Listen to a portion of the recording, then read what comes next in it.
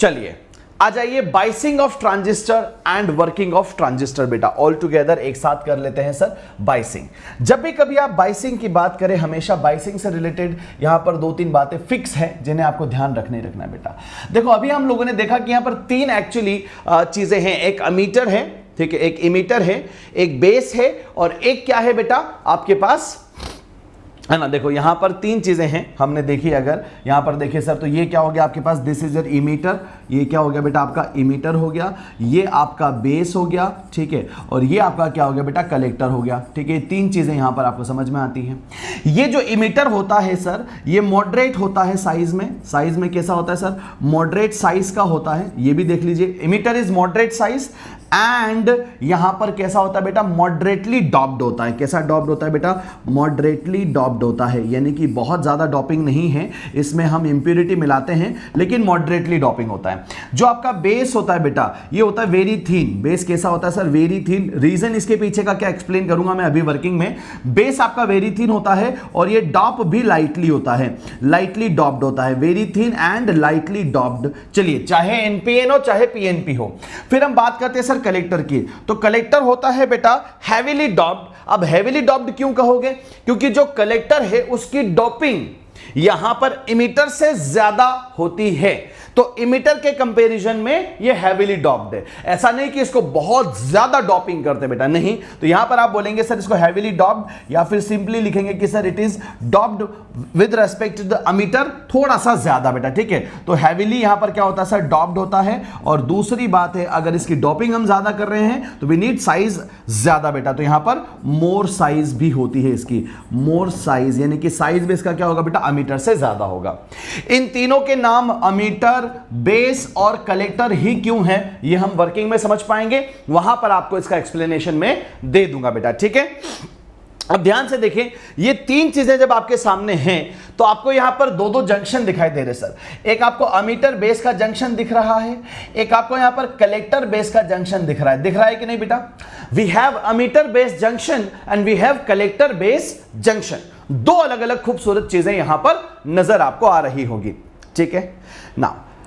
अब बाइसिंग समझ आएगा। बाइसिंग का मतलब होता है कनेक्टिंग अ बैटरी, बाइसिंग का मतलब होता है बेटा connecting a battery to the device, connecting a battery, ठीक है, या फिर एक्सटर्नल सप्लाई वोल्टेज सिस्टम बेटा, connecting a battery to semiconductor device. किसी भी सेमीकंडक्टर डिवाइस में अगर आप बैटरी कनेक्ट करते हैं तो उस प्रोसेस को हम बाइसिंग कहते हैं। यहां पर बाइसिंग में नेसेसरीली क्या होता है, 2-3 तरह की बाइसिंग्स होती है बेटा, उन्हें हम समझ लेते हैं, ठीक है। 2-3 तरह की बाइसिंग्स होती है, क्या क्या होता है, तो बाइसिंग ऑफ ट्रांजिस्टर में चीजें यहां पर क्या है समझिए। पहली बाइसिंग जो आप करते हैं, इमीटर एंड बेस जो है बेटा, इमीटर और बेस का जो आपका यहां पर सेटअप है, इमीटर बेस, ये होता है ऑलवेज कैसा बेटा, ऑलवेज कनेक्टेड होता है। कैसा, तो आप लिखेंगे sir always connected, always in forward biasing बेटा, हमेशा कैसा होगा, ये फॉरवर्ड बाइसिंग में होगा। ऑलवेज इन किस में होगा बेटा, फॉरवर्ड बाइसिंग में होगा। और अगर ये emitter base region always forward biasing में है, इसको हम कहते हैं ट्रांजिस्टर की एक्टिव स्टेट बेटा। क्या कहते हैं, ट्रांजिस्टर की एक्टिव स्टेट कहते हैं। क्या कहते हैं, ट्रांजिस्टर की एक्टिव स्टेट हो चुकी है बेटा, ठीक है। यहां पर अगर हम बात करें तो ये आपका जो सेकंड वाला सेटअप है, जिसमें हम कहेंगे कि सर आपका जो कलेक्टर एंड बेस जो है बेटा, कलेक्टर एंड बेस, उसको हम करते हैं रिवर्स बायस में। ऑलवेज, अगर आप इफेक्टिव वर्किंग चाहते हैं, ऑलवेज इन रिवर्स बायसिंग बेटा, किस में चाहिए, ये रिवर्स बायसिंग में चाहिए। तो अगर ये फॉरवर्ड बाइसिंग में है, ये रिवर्स बाइसिंग में हम एक्टिव स्टेट कहेंगे।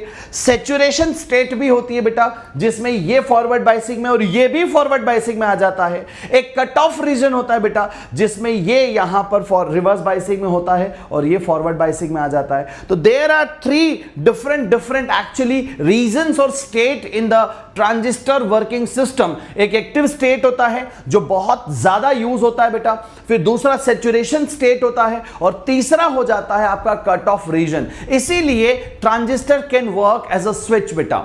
आप लोग देखते होंगे कई बार, है ना, हाईटेक स्विचेस जो डिजिटल स्विचेस आ गए, अगर एकदम से कहीं कुछ वोल्टेज में अप एंड डाउन होता है तो ऑटोमेटिकली वहां पर पावर सप्लाई होता है और ऑटोमेटिकली पावर कट होता है। वो कौन से डिवाइस पर बेस्ड है? वो ये ट्रांजिस्टर कर रहा होता है बेटा।